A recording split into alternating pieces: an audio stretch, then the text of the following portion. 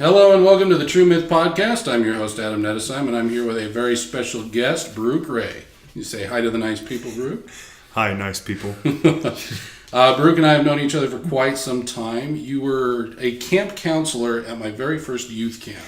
Yeah. Way back in the early 90s. And then through the magic of Facebook, reconnected and then found we had a lot more in common in terms of, thoughts and questions and authors and different things. And, have chatted ever since. And one of those common ground things is G.K. Chesterton. How did you come across Chesterton? Well, one of my friends at church, whom I call the mad scientist because that's what he looks like. But have you called this to him? Not to his face. Oh, no. okay. No. But a great guy. He is smarter than his mouth can move, so he doesn't always talk in complete sentences. But which is good because some of us are the other way, right? But, as this podcast may prove. Yeah. But one day he gave me Chesterton's Orthodoxy, and so I was kind of turned off by the word orthodoxy. Sure. I'll give it a try because I like Carl. He's a great guy. And he's never given me a bad book. But see, now you've said his name, so that if he listens to this episode, he'll know what you... It's okay. We can bleep it out if you like. No. He'd probably like it. Oh. So yeah, I took it home, and as soon as I started reading it, I just fell in love. And I thought, yeah, I love this guy. And I'd also known that Lewis was influenced by him. And before Lewis was a Christian, he said, aside from the fact that GK is a Christian, he's the most sane man alive. So I thought, well, it's got to be good. So I read Orthodoxy, and then I read Everlasting Man, which is really good. And then I think I found The Man Who Was Thursday on my own. And that is such a fun book. Yeah. See, it's fascinating. Like, my love for Chesterton, I've come through his kind of fiction and whimsical writings. Okay. So I'm just now starting to step into orthodoxy and his other things. So, I mean, I've seen quotes on his, theology and stuff. And I've really enjoyed what I've seen. But as far as getting into those books, I started orthodoxy just with an audiobook as I'm driving around. Okay. And I don't know if it's the narrator or if it is, truly this way, but I'm kind of stepping into orthodoxy kind of like I did with C.S. Lewis's Problem of Pain, where it's like, okay, there's a lot going on here, so I need to go over almost sentence by sentence a couple of times so that I can really get what he's going at. Yeah. And I think he writes that way in his fiction too, but there's less weight. Like, I don't feel like I need to fully understand every single sentence because it's just so beautiful to listen to. It is, yeah. Yeah. But I should explain to the listeners, if you hear munching or any kind of chewing, we are having a Chesterton lunch here. A platter of bread and cheese and kippers, because British. Yes. So I came across an essay that Chesterton wrote about, specifically devoted to cheese. And it's absolutely hilarious, and you need to look for it. And I'm not going to read it all here. But my favorite line from the essay itself, this is a long pause that I'll cut out, to make it sound like I'm far more together than I am. Which cheese do you got there? I got that Camembert. Oh, yeah? Is it good? Good. And it's been a long time since I've had kippered snacks. I'm good. Well. Oh, here we go. So he's talking about cheese and how there's a lack of representation of cheese in European literature. He's lamenting this fact, and he deems to set this right. And he says the only thing that comes close is the only other poet that I can think of just now who seems to have some sensibility on the point was the nameless author of the nursery rhyme, which says, "If all the trees were bread and cheese," which is indeed a rich and gigantic vision of the higher gluttony. If all the trees were bread and cheese, there would be considerable deforestation in any part of England where I was living. And I find that hilarious and agree. And so, in honor of Chesterton, and later in the essay, he talks about how nobody needs to eat anything except for bread and cheese. And so we have bread and cheese and kippers in honor of Chesterton today. And non-sparkling water. Right. Yeah, because he hated sparkling water. In the essay, he talks about how sparkling water only came about after the fall of man. Yeah. So he might approve of this particular particular spread. So, anyways, you were talking before I jumped into the cheese thing. We were kind of talking about orthodoxy and kind of his weightier theological works. Mm-hmm. What impresses you about his grasp of Christianity and about Christ? Well, he seems to have an ability to turn everything on its head and inside out, and to me it just made a whole lot more sense, because I think I grew up trying to be very logical and sensible with Christianity, and he takes more of a poetic approach. Sure. And I think that really helped me understand and enjoy it a whole lot more. And one of my favorite quotes, and I think you've probably got it, but it's the logician that seeks to get the heavens inside of his head. Well, actually, I said it backwards. The poet only seeks to get his head into the heavens. It is the logician who seeks to get the heavens into his head, and it is his head that splits. Right. And I think for me, that was a watershed moment, that I didn't have to understand and figure everything out, that I could live and enjoy the mystery. And for me, I think when everything is nailed down and airtight, it feels like a coffin. And for Chesterton, and Lewis did the same thing for me too, but it just made the world huge. Yeah. And big and airy and vast. And there's just so much more to discover. And so I think that's... Yeah. Well, I mean, that's scary when you believe that your theology is a set of bullet points that you have to adhere to specifically and, rigorously, and all the subheadings and so forth need to be exactly in order. Mystery is terrifying. Yeah. You can't open up your mind to those kind of, well, I wonder if, and then be comfortable with it if you believe that every one of those bullet points that you might ask a fanciful question about is in eternal, weighty matter. That God does not invite those kind of joyful questions in the unknown. Right. Yeah. And I think Chesterton's been called the prophet of mirth. And naturally, I'm a joyful person.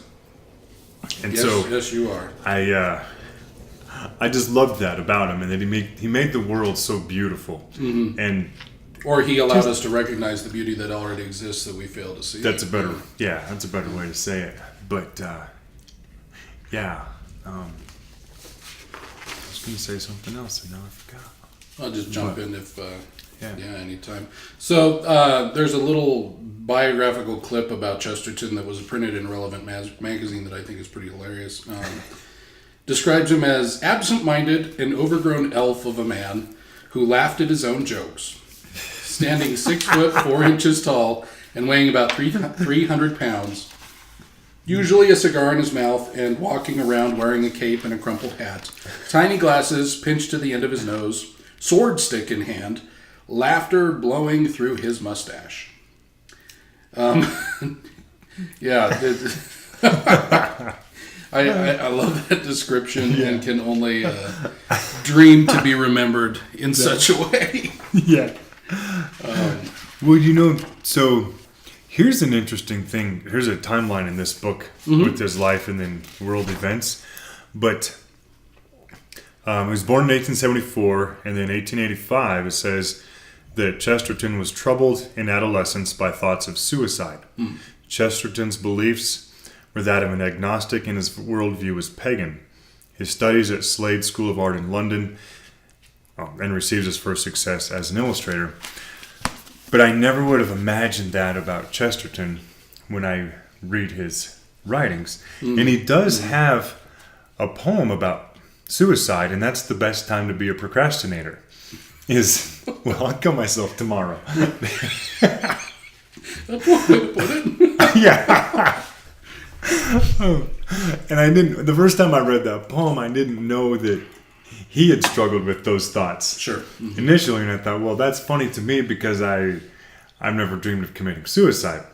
That may not be funny to people that have, but he has. And so I think in a lot of ways, he's lived in both worlds. Mm-hmm. And somehow, through his conversion to Christianity, he was rescued from that depression and became the prophet of mirth. Sure. Well, yeah, I think you're able to find humor in very serious things, and I wouldn't suggest that by that quote he's in any way trying to be flippant, because he's been there, right. Mm-hmm. But Tim Keller kind of describes, like, he had a terrible dream once where his children all died in horrible ways in his dream, and then when he woke up, he saw his children were whole and healthy, and he was so joyful because he had gone through a time where they could have not been. He truly believed that they were not. And so it was almost like they were given back to him from the grave. So I think there is a joy in, that he got through that darkness, and he's not dismissing those who experience that darkness, but there's a joy on the other side of putting it off or whatever gets you through the next day that you need, and then finding the joy and mystery and beauty in life on the other side, because I mean, the hopelessness of nothing's going to get any better, everything's dark, and whatever, and then finding out that there is light and high beauty forever beyond the reach of the darkness, and you can catch glimpses of that, and and I really like what he said about Buddhist monks looking in, and Christian iconography has huge eyes because they're always looking out. Mm-hmm. And I've tried to do a lot of self-inventory and self-reflection, and it's hard for me, and I always came up on a dead end, and I never really figured out much. But and Chesterton says the one thing we'll never know is ourselves. And so that was a relief for me, and I thought, I do like to just look out at the big world that's around us. And then my favorite poem that I usually post with fishing photos is Here Ends Another Day in Which I Have Had Eyes, Ears, Hands in the Great World Around Me. Tomorrow begins another day. Why am I allowed to? Right. Did I ever tell you that you posting that quote, is that a Chesterton quote? Yeah. Did I ever tell you that you posting that quote got me through one of the scariest things I've ever been through? I think you posted that on Facebook, right? Yeah. Yeah, where I was driving and my windshield wipers weren't working, my defroster wasn't working, and my car kept icing up, and the roads were just a sheet of ice. And normally I would be terrified in that situation. I'm a very fearful person in a lot of ways. And that quote kept coming in my head, and it's like, well, if this ends up being what it is, I am very grateful to have lived. This is a remarkable existence, and even the things around me that are terrifying are remarkable, and so if this is where it ends, I'm grateful, and that gratitude rather than fear allowed me to go another half mile further and a half mile further, so I'm grateful for that. And like anything else, we are grateful when we can pass on something that didn't come from us and we don't get to hold on to it, but you were the one who posted it, so I really appreciate that. That's neat. He's got a quote, kind of what you were talking about, the poets do not go mad, but chess players do. Mathematicians go mad, and cashiers, but creative artists very seldom. Van Gogh may disagree a little, but I am not and will be seen in any sense attacking logic. I only say that this danger does lie in logic, not imagination. So there is something in allowing your mind to accept mystery, to accept that you can't cut the universe down to ones and zeros. You can't cut God down to ones and zeros. That is in some ways freeing, in some ways, beautiful, and I think enriching to the Christian life more so than believing that, the Bible has exactly the ones and zeros, and it's just my fault that I haven't found it, and God's mad at me, and, if I were only better, this would make sense, and whatever, I think the Psalms are a beautiful example of sometimes, the Psalms are in the Bible. They're put there because a man is wrestling with God, sometimes in ways that are not terribly respectful. And there is mystery there because he doesn't know. and yet he's bringing those things to God. And I think that's one of the beautiful things that Chesterton does, is I kind of feel like he's playing with God. Not like at God's expense, but with him, Yeah, just having fun. Yeah. And I don't know where along the way we kind of felt that was not appropriate.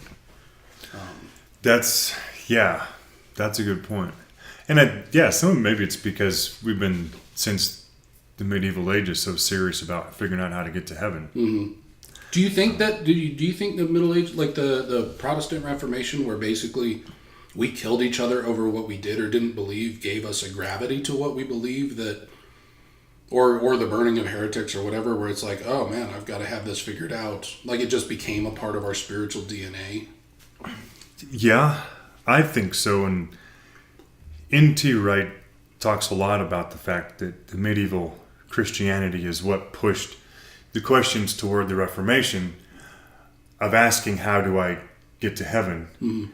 And that was the big question, and it still is, mostly with Western Christianity, is how do I get to heaven? Right. And so N.T. Wright says that we used Reformation questions, but we used the Bible that was not asking how to get to heaven questions, but we tried to find the answers in the New Testament to do that.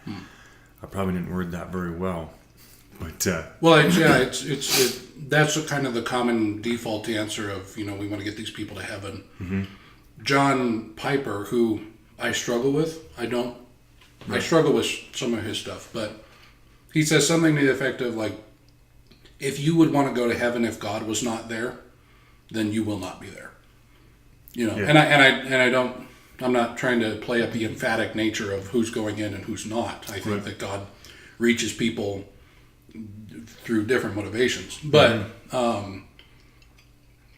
the driving force ought to be to connect with God, not to get to heaven. Right. And heaven is where God is. Mm-hmm. So, if you're shooting for heaven through a pattern of behaviors, you can do that, and you're going to miss the beautiful, enriching relationship that you're meant to live in. Yeah. Whereas if you're looking for God and you're looking in that relationship, heaven is where He is. So if you seek the Lord with all your heart, He will give you the desires of your heart. Mm-hmm. If the desire of your heart is God, then He's going to give that to you. Right. Yeah, that is very true. The sinner's prayer is how to get to heaven, and that's what Martin Luther was revolting against, a works-based salvation, and the Church of Christ is our background, and the fivefold plan of salvation is, the bottom line is how to get to heaven. You didn't hear we tacked on a sixth one there. So you after baptism, then you got to live faithful. That's right. So we don't let you off the hook after you come out of the water. So we tacked to number 6. Yeah, that's right. You have to endure to the end. Huh? Yeah, but I think it's almost like this place isn't really necessary. We just got to believe the right stuff. Right. So we can get to the place that really counts. And then wait it out. Like there's almost a feeling like, oh boy, wouldn't it be great to die in the baptistry so that you don't screw it up. Right. Because the minute you get out, if you sin and then you fall out the window before you can repent, you're hosed. Yeah. Yeah. And that's such we've talked about how like early on, you were a wonderful voice in my kind of spiritual journey as I was really wrestling with that. And it's, I gave you the example of so this beautiful woman pulls up in a red Ferrari and she says, I want to marry you and I want you to come live with me in my mansion and we're going to travel the world together, and she's the most perfect thing. And then right before you get in the car, she says, oh, by the way, if you ever cheat on me, my dad will throw you into a wood chipper. Let's go. And how everything's perfect, and you probably never intended to cheat on her, but just the fact that that's such a horrible thing is the outcome of a mistake. That's going to be in the back of your mind, coloring everything you see with her, everything you experience with her, Yeah. And I think for me, anyways, it's like that in the walk with God. Like when when everything is so weighty, then I can't look around and enjoy. When I'm in the ocean with my family, it's really hard for me not to be on protector mode, looking at every little shadow in the water as I'm holding my kids. They're having fun. Right. But I'm looking for sharks and jellyfish and whatever. Even though there's probably not anything near, I'm missing out on the beauty because I'm so concerned about getting it wrong. Yeah. You know? That's, yeah. And so I think Chesterton helped me understand that Christianity is a place to explore and discover. Mm-hmm. And George MacDonald said the chief business of man is to discover. Right. So his quote, "The Christian ideal has not been tried and found wanting. It has been found difficult and left untried." Yeah. My default when reading that is, people aren't trying hard enough. People aren't doing the hard work of holiness of life and things like that. That's my default when I read that. But just based on what we've talked about and what we've read from this thing, he may be saying something to that, but also I think he's probably talking about the mystery, the dance, the relationship with God that even so many Christians like, myself, who have been in this game, raised in the church and been a Christian for quite some time, we struggle to find our way into. Yeah.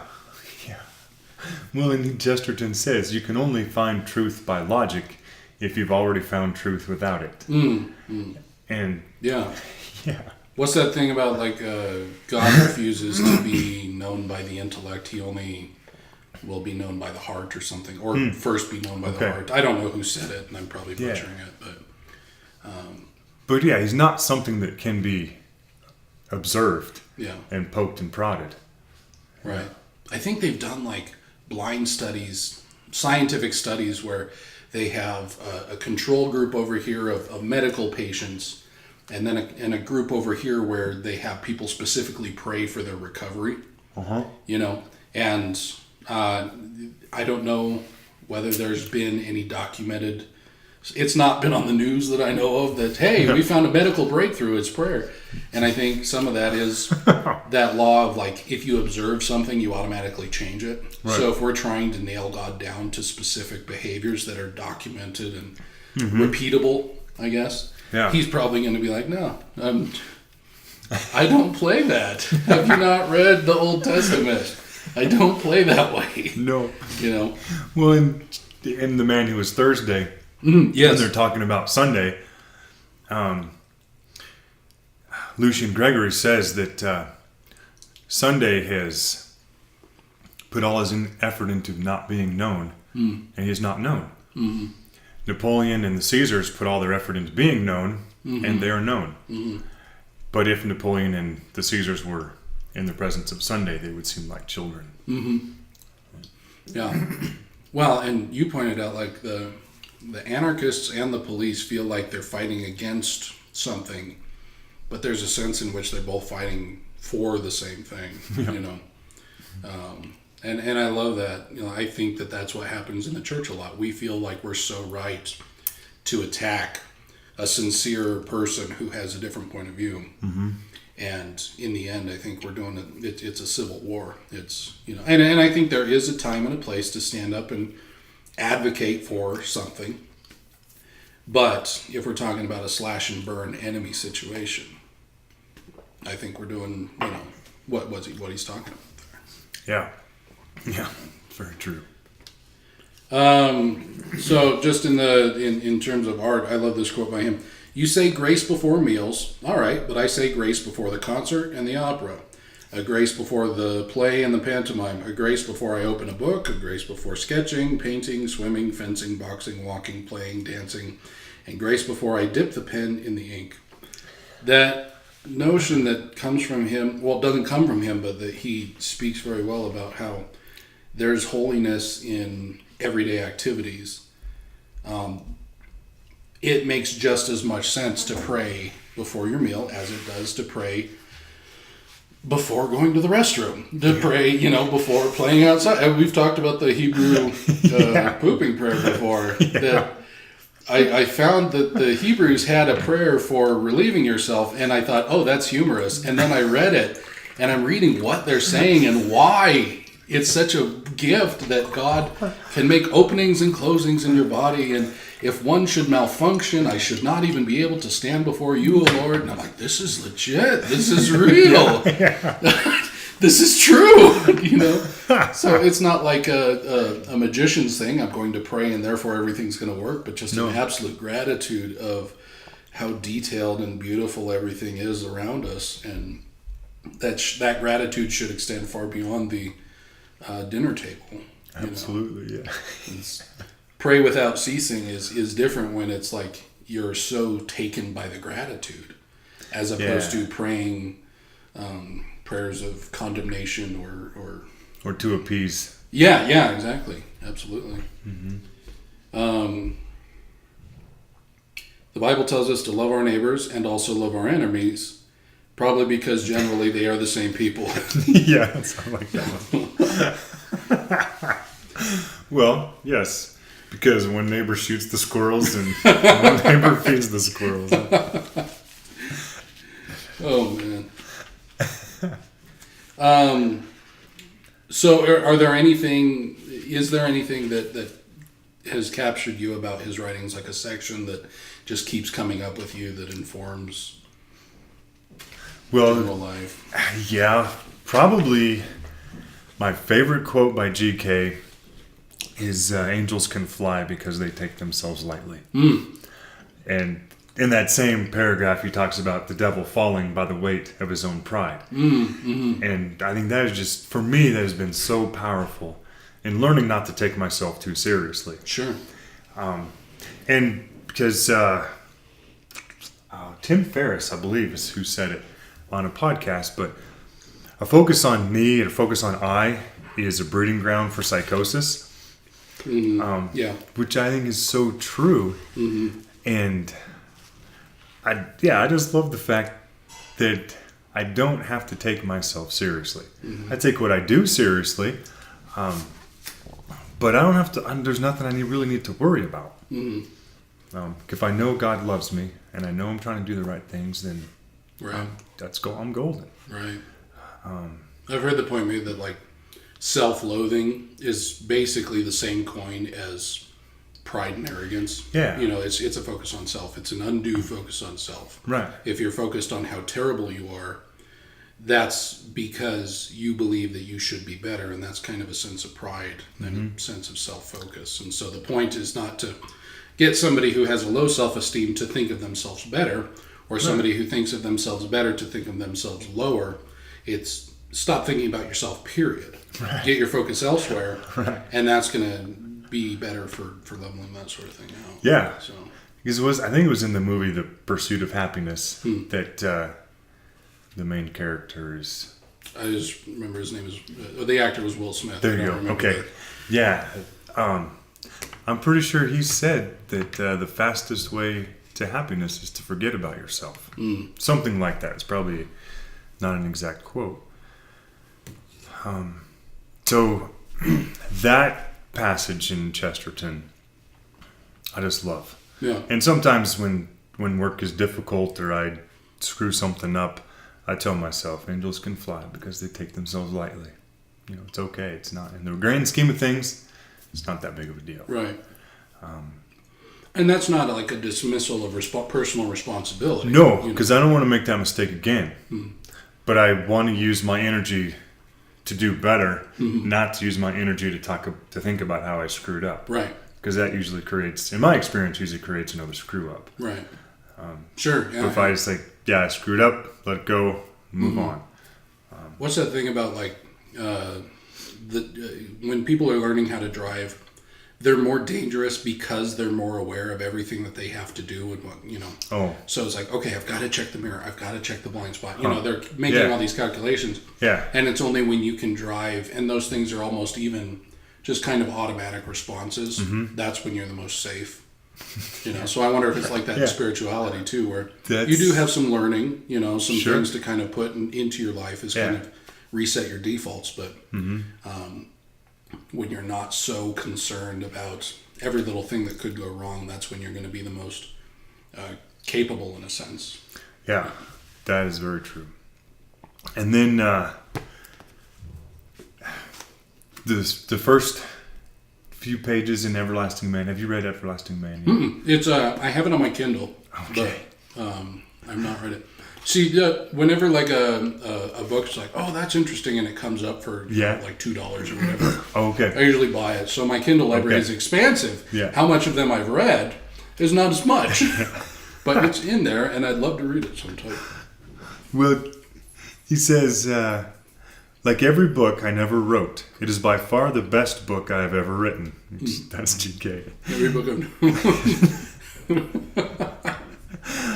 It is only too probable that I shall never write it, so I will use it symbolically here, for it was a symbol of the same truth. I conceived it as a romance of those vast valleys with sloping sides, like those along which the ancient white horses of Wessex are scrawled, along the flanks of the hills. It concerned some boy whose farm or cottage stood on such a slope, and who went on his travels to find something, such as the effigy and grave of some giant. And when he was far enough from home, he looked back, and saw that his own farm and kitchen garden, shining flat on the hillside, like the colors and quarterings of a shield, were but parts of some gigantic figure on which he had always lived, but which was too large and too close to be seen. That, I think, is a true picture of the progress of any really independent intelligence today, and that is the point of this book. And he says there are two ways of getting home. One of them is to stay there, and the other one is to walk around the whole world until you get back home. Very cool. So, Yeah. Man. but I just love that picture of I'm going off to discover, and I'm going to find this giant, and then I've been living on the giant Right. the whole time.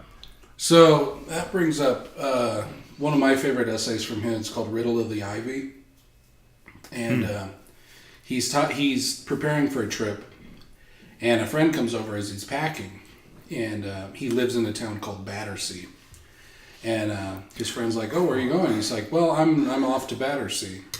That's right. Yeah. I think about this one so much because I struggle sometimes to feel the magic of the place that I'm in, you know.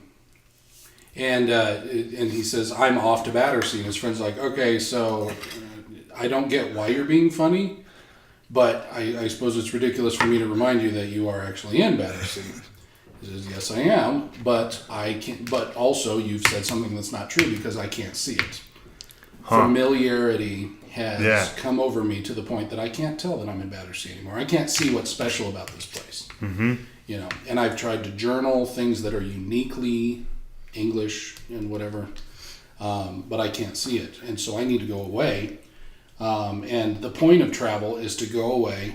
To see interesting places, and that's wonderful, and he'll enjoy them very much. But the point of travel is to go away and then come back to your own country and step on it as if you've never stepped on it before, to see all the things that are magical about it, that your familiarity and custom have just kind of clouded your eyes with. Yeah. And he says to his friend that if he mentions the word paradox, he will throw his suitcase at him, something like that, you know.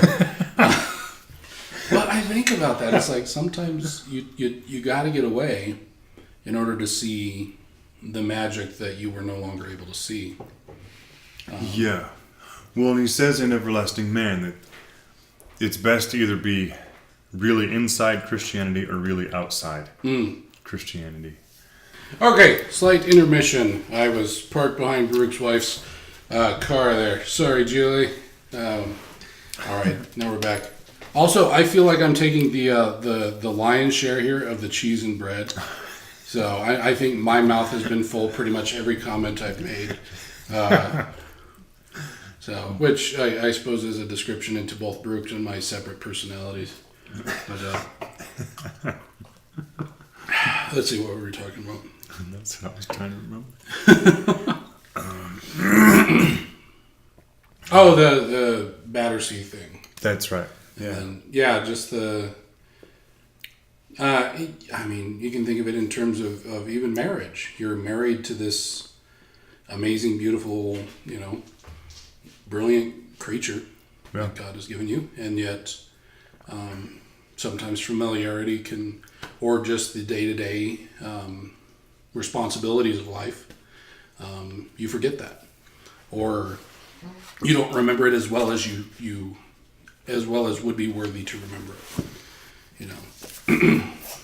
Yeah, I don't think I'm going to find it real quick. But Chesterton said that just seeing a woman should be enough. Wanting more than one woman is like thinking it'll be better to enter the Garden of Eden by 5 different gates instead of 1. And yeah, wanting more than one woman is not taking women seriously. It's not that you have a greater love for them, but less. It's almost like a mindless, just take them and leave them. He doesn't use those words, but right. But yeah, if you really see a woman, then yeah, one is plenty. What cheese are you liking? The brie is good. The camembert, did I say it correctly? Okay, that one. I haven't tried this. What is this one? Irish cheddar. Yeah.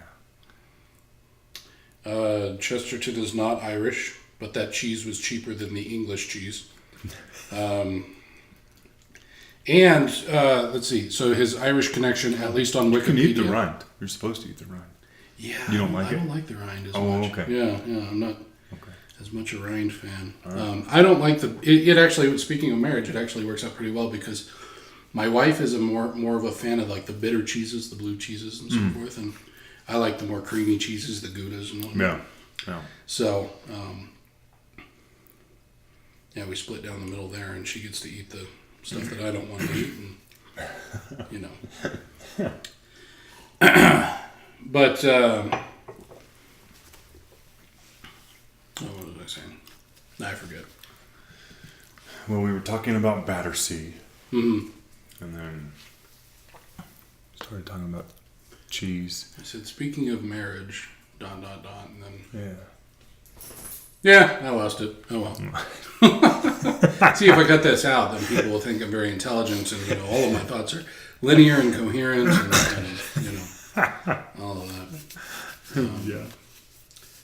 I think Chesterton is hilarious, and it's a delight for me to meeting in this sense through his work, a Christian who has a robust understanding of God, who takes his faith, when I say serious, I don't mean in the sense of it's all somber, but takes it serious in terms of he's not just making jokes to make jokes. Right. He's intelligent and can debate theology and discuss theology and speak of so many deep things. And yet he can do it with a sense of humor that, to me, makes it even more...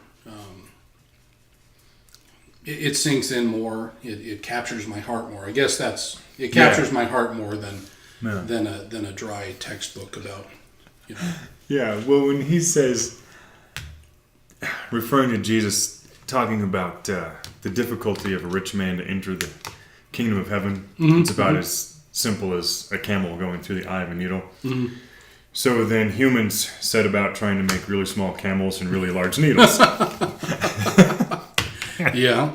And if you have enough money, you can do that. So Right. But yeah, I mean, we entirely missed the point of what Jesus was saying, and I think he has artistic sensibilities or whatever you want to call it, but in my mind, that statement is worth pages and pages of logical dissertation on being poor or not being captivated by wealth, and just this is what we do, and he nails it.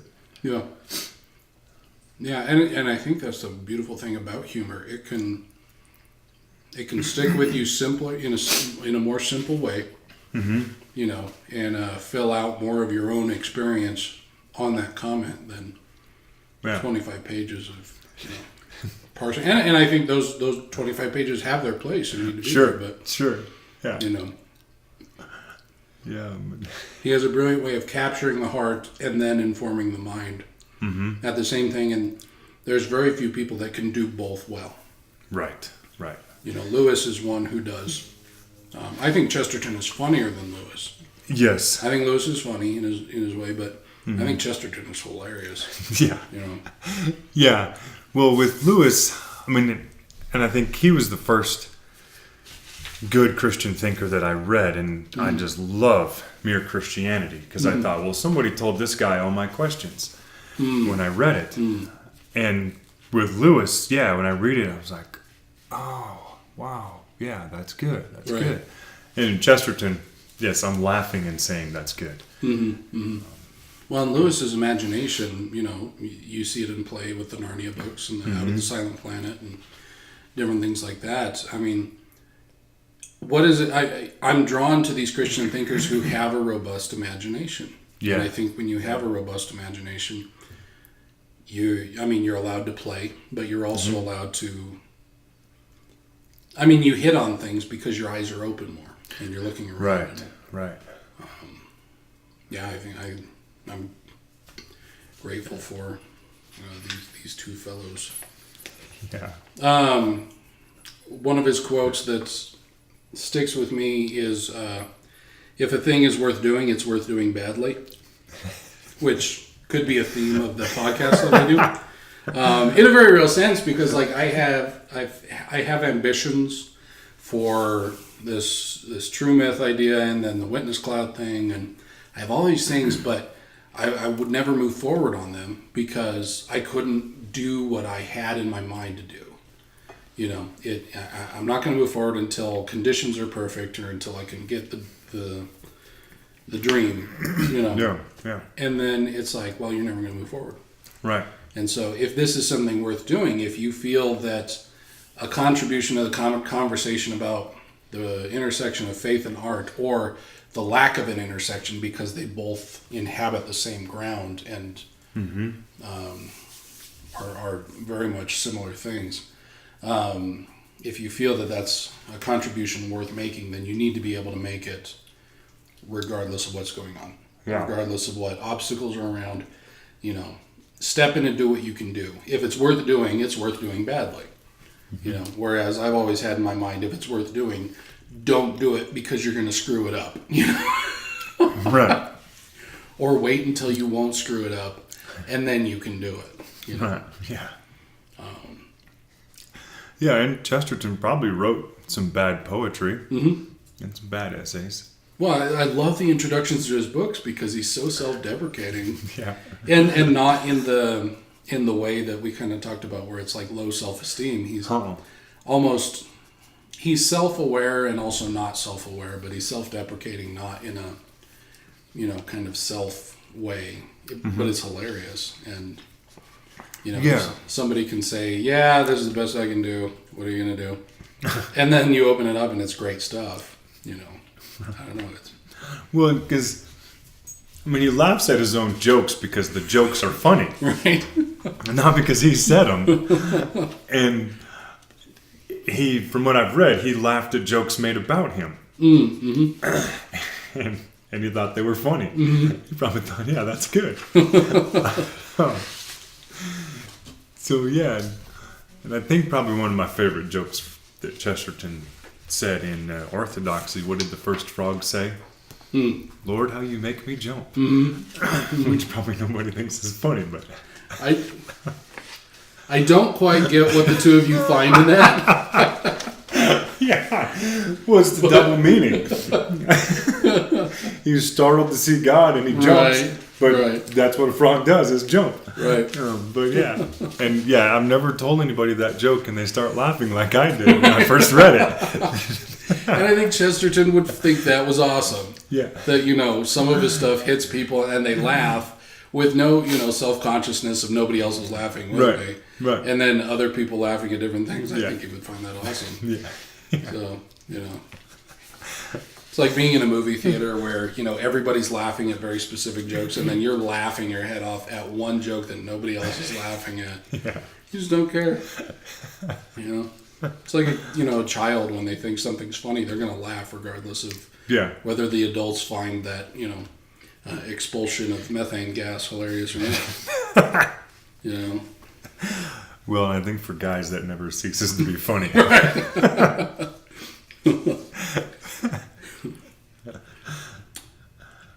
To love means loving the unlovable. To forgive means pardoning the unpardonable. Faith means believing the unbelievable.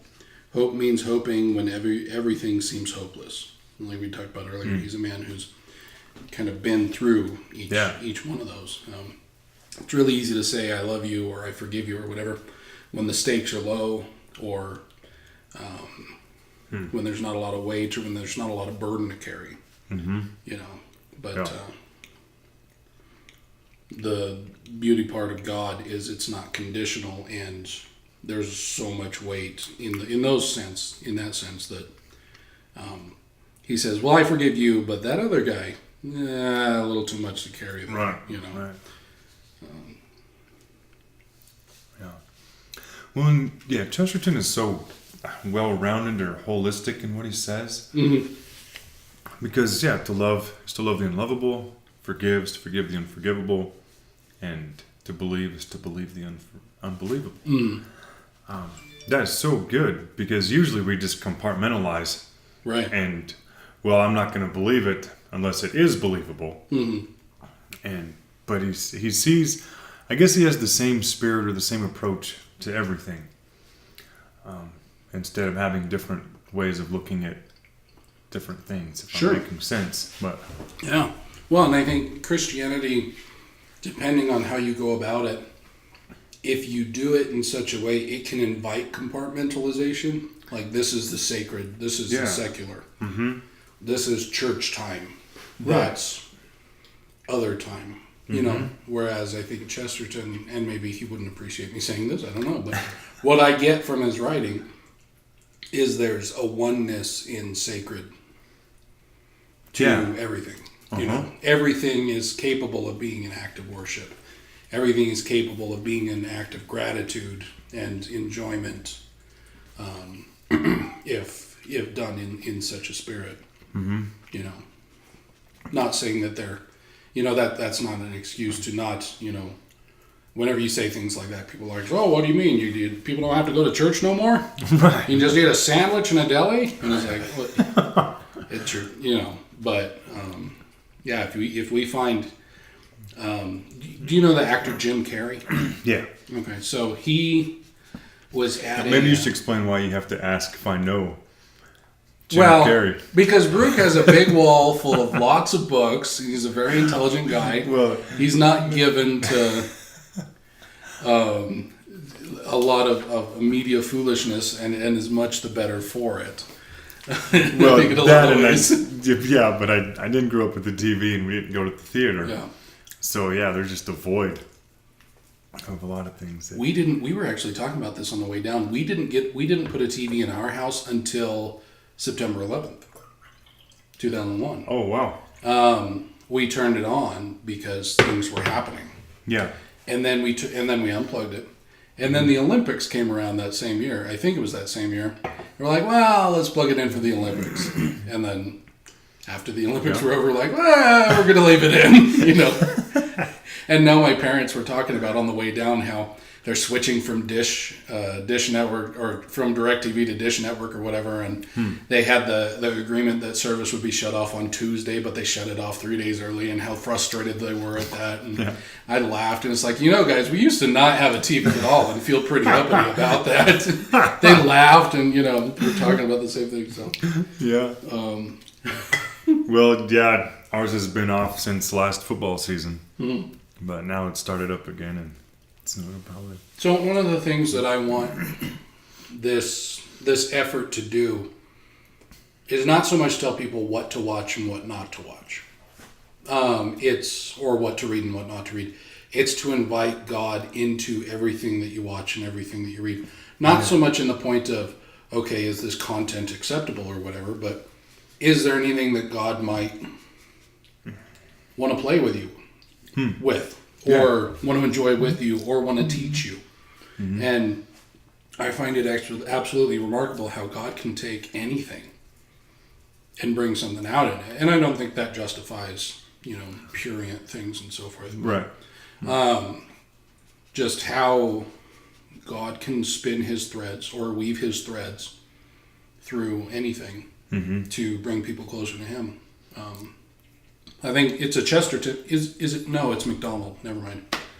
I'm going to cut that clip out because it has nothing to do with what we're talking about. But can't talk about another author and in the Chesterton podcast?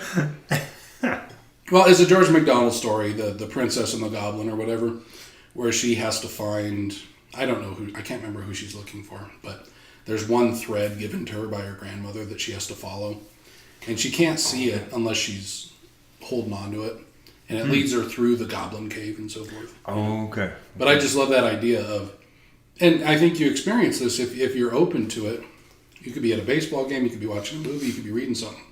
You listen to music or whatever, and some phrase or some series of music notes or some taste in a food or smell or something can just strike you so powerfully and make you so grateful or inspire deep thoughts or whatever. And I think the better thing to do, rather than say, do this, don't do that, is open yourself up to God and what he might be teaching you wherever you're at. And God is capable to direct you maybe away from things that activate your allergies. You know, like if you're more sensitive to some things than others, God might say, okay, I want to teach you through some other things because you're going to sneeze a lot over here. Yeah, that's a good way to say it. It's not mine. It's Jeffrey Overstreet wrote a book called Through a Screen Darkly, where he kind of talks about, he was a film critic for Christianity Today, and the year The Passion of the Christ came out, they compiled their list of the 10 best films of the year. Passion of the Christ was not on that list. And there was kind of an outrage about that because it's this movie that all Christians went to go see, and of course this should be the best film of the year. But they were talking about it, and it's like, yes, it was a good movie if you were a Christian and you knew what was going on, but it was also limited in the scope of what the movie was trying to tell. It was just 2 hours of torture, essentially. And that's meaningful if you understand the backstory and so forth. Yeah. But in terms of what is a good movie, and in terms of what, a complete encapsulated story can tell, and whatever, they found God speaking through works that were not Christian, that did not have a Christian intent, and yet spoke to them so powerfully, and their readership did not appreciate that Passion of the Christ was not their number one, let alone top 10. It might have been number 12 or something. Well, it's not a movie that you want to just sit down and watch. Right. It's not a popcorn movie. No. It's powerful. Mm-hmm. Yeah. But yeah. JFK once quoted a concept from Chesterton. So Chesterton had the idea that you should not destroy something until you know why it was there, until you can study it and articulate why somebody put it there in the first place. You have no business tearing it down. And so I think that's interesting in terms of theology. I think that's interesting in terms of family traditions and even as a society or whatever, because we're always, if we don't understand something, we dismiss it. Right. We always want to move forward, progress, and whatever, and get rid of things that we don't understand or whatever. But he suggests the best thing to do, if you don't understand something, is not tear it down. It's understand why it was there in the first place, and then you can tear it down. Yeah. If it needs to be torn down, then it can be torn down. But you at least know why it was there. And that concept was kind of quoted by JFK. And that's he calls the tradition is the democracy of the dead. That they still get to have their own vote. That's interesting. Yeah, and you shouldn't throw it out just because people are dead. Right. It's an interesting thing that I've noticed. It's a temptation for anybody, but like if you move from like one theological understanding or side of the aisle, so to speak, to another. Yeah. It's easy to just dismiss everything from the other side, and want to tear it down. Or, if you're attacking one form of Christianity or whatever, it's easy to laugh and be dismissive at things you don't understand. Right. But the better thing to do is to understand why something was put in place.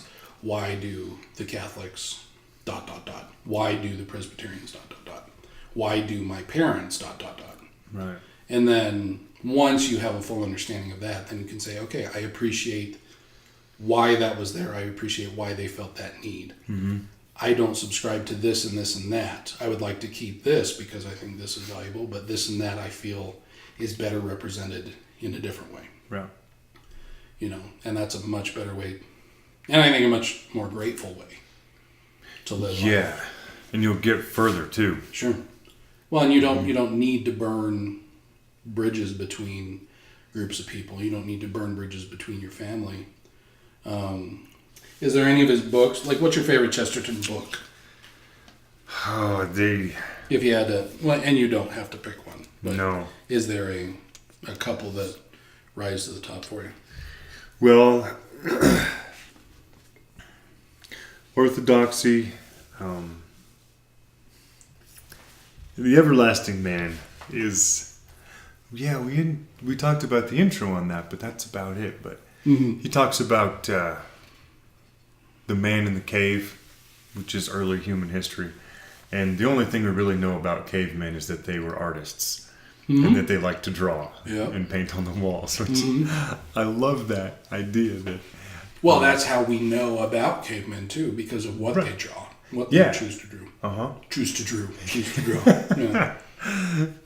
Yeah, but I loved that idea because usually when I think of the cavemen, I think of like these dark, somber, kind of dumb guys. I think of them riding around on dinosaurs and going bowling and, you know. That's better than what I thought. With the cars, the feet moving the car. Yeah. But the idea that ancient man probably was having more fun than we do, I think is typical of Chesterton. Yeah. And The Man Who Was Thursday, I don't know if I'll ever get over this book. If anybody hasn't read The Man Who Was Thursday, do yourself a favor and read it, and then come back to this part of the podcast because we're going to talk about the ending of that and what a pleasure it is. It is so neat, and I love the end when each of them comes down representing their day of the week, and Thursday is the sun, the moon, and the stars on his robe. And, but talking about the mystery of God, when they're all trying to figure out who Sunday is at the end of the book. We have no time for tomfoolery, said the secretary, breaking in savagely. We have come to know what all this means. Who are you? What are you? Why did you get us all here? Do you know who and what we are? Are you a half-witted man playing the conspirator, or are you a clever man playing the fool? Answer me, I tell you. Candidates, murmured Sunday, are only required to answer 8 out of the 17 questions on the paper. As far as I can make out, you want me to tell you what I am, and what you are, and what this table is, and what this council is, and what this world is, for all I know. Well, I will go so far as to rend the veil of one mystery. If you want to know what you are a set of highly well-intentioned young jackasses. And I think that's probably one of the best descriptions of humanity I've ever heard.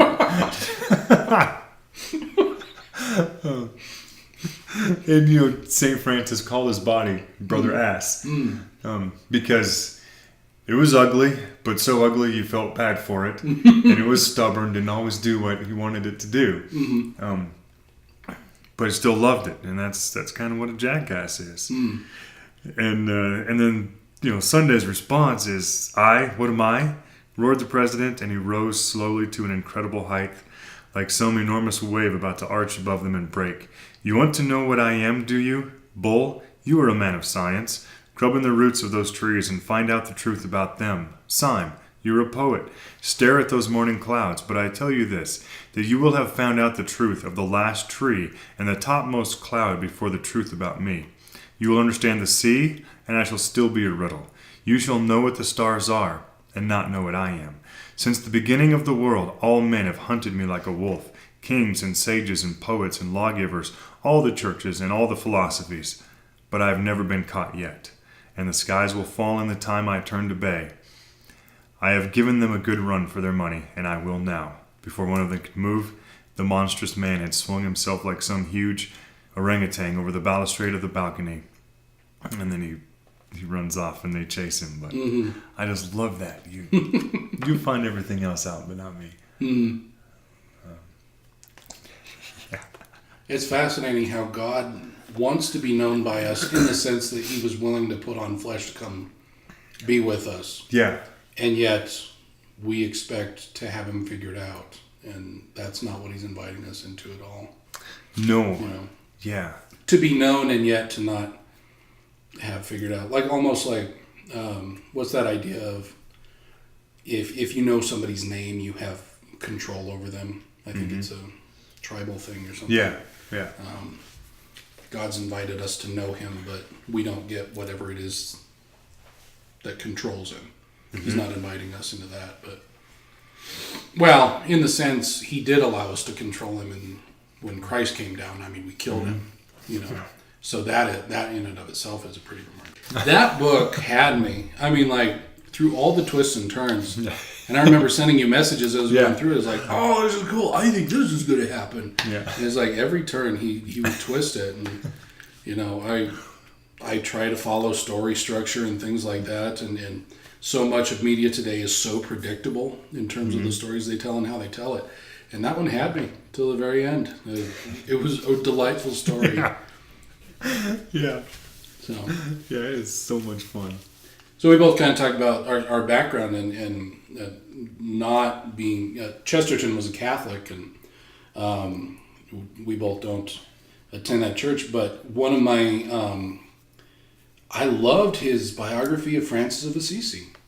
Yeah. It was fascinating. I mean, his writing style and just the way he would talk about that man's life and his view of the world and what he did and why he did it. And it was fantastic. I was drawn in, and it's not a long book, but it's a beautiful biography. It's one of my favorite biographies. That is, yeah. I've forgotten about that one. But yeah, that was a good book. Have you read any of his Father Brown mysteries? I haven't. No. They have a mini-series on the BBC now called Father Brown. Oh, really? Yeah. It's the same character, and it's inspired by, but it's not the same stories. Oh, okay. So, okay. Yeah, his essays and that biography of Francis of Assisi and his fiction, those are my doorway into him, and I look forward to plumbing the infinite depths that is Chesterton, not expecting to ever reach the bottom. No. But it's a delightful journey, and to be able to talk about somebody for an hour and not run out of things to talk about is a remarkable thing. You set yourself out to memorize the dedication of A Man Who Was Thursday. Oh, I did, yeah. How's that coming? Well, I did it. It's been a while since I've quoted it, but that is such a beautiful poem. It is. It's a poem that invites you to have Google open as you read it. Yes, because every other line is like a reference to this historical thing or something that is not from my world. And No, it is so beautiful. But I love when he talks about, this is a tale of those old fears, even of those emptied hells, and none but you shall understand the true thing that it tells, of what colossal gods of shame could cow men and yet crash, of what huge devils hid the stars, yet fell at a pistol flash, the doubts that were so plain to chase, so dreadful to withstand. Oh, who shall understand but you? Yea, who shall understand the doubts that drove us through the night, as we two walked amain, and day had broken on the streets, ere it broke upon the brain. But, the colossal gods of shame that could cow men and yet crash. That they look big, but they don't have as much power as we think. right, but fell at a pistol flash. Yeah, not even the bullet. Right. I just love that. That sometimes the structures that seem so foreboding and powerful and impossible to overcome It's just because that's what they seem to be. Right. Yeah. Well, and the camaraderie he has with his friend, you know, that brings to mind the Lewis idea. You know, you don't make a friendship by the two of you staring at each other. You make a friendship by the two of you standing side by side and staring in the same direction. Yeah. You know, being able to say to the other person, "Me too." You know. I love this basically letter to a friend saying, you know, thank you for looking the same direction as me. So, and as we've expressed, that's something I'm grateful to you for. There's a line in here that keeps coming to my mind. It's, they twisted even decent sin to shapes not to be named. And then later in The Man Who Was Thursday, he talks about how, like a murderer loves humanity. He just believes that it would be better if that one person were not in it. Like he's trying to perfect humanity, but the anarchist is trying to destroy even the concept of humanity. The thief loves personal property to the point that he wants yours as his own. But the anarchist wants to destroy even the notion of personal property, things like that. You know, so, I mean, obviously not justifying murder and theft, but the things that are wrong can become so much more horrific, and we focus on certain things and miss the grander evil, I guess. We're not supposed to go into politics, but maybe we are. I don't know. You can, you can go. I will leave Baruch's address at the end of this podcast. Go for it. I think governments are probably more responsible for human deaths than any other institution on the planet. Rather than like plague or anything like that. Well, mosquitoes have actually killed more humans than anything else. Oh, okay. But as far as human institutions, I think you could probably pin the governments as being guilty of killing more human lives than anything. Yeah, I've found an appreciation in this particular election for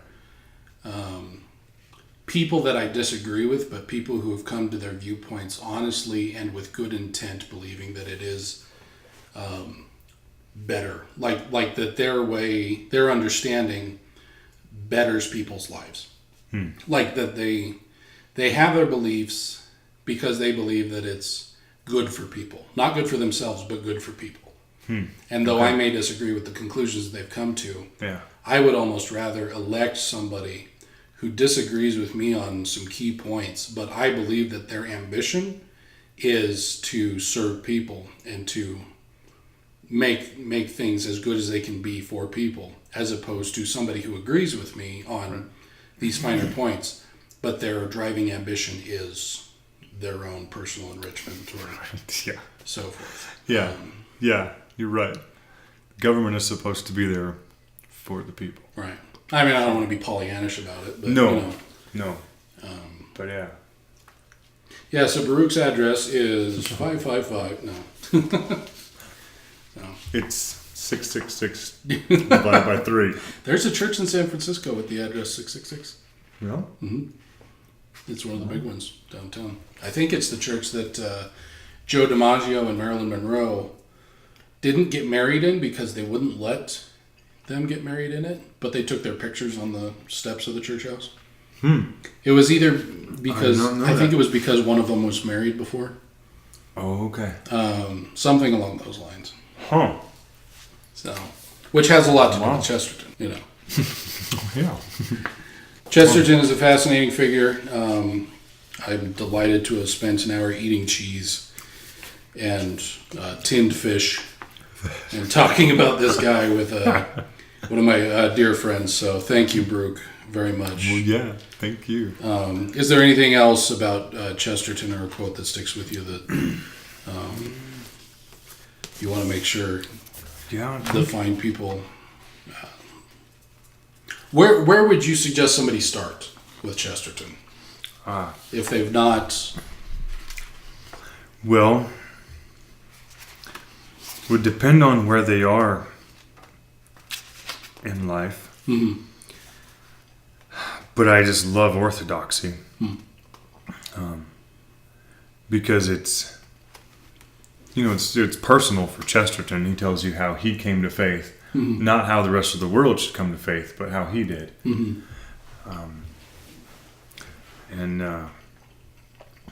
Probably orthodoxy. Okay. I think, yeah.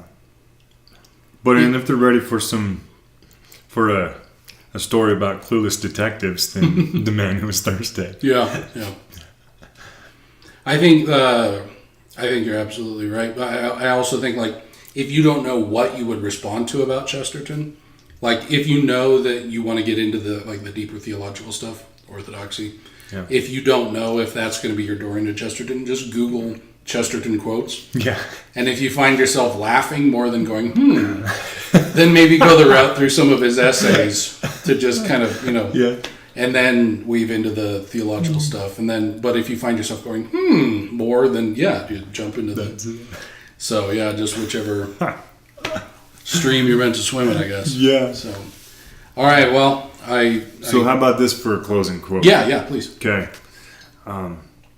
To me, it is a more solid and startling fact that any man in the street is a great might not have been. That just being a human is pretty startling. Yeah, absolutely. So yeah. How wonderful it is to be anything at all.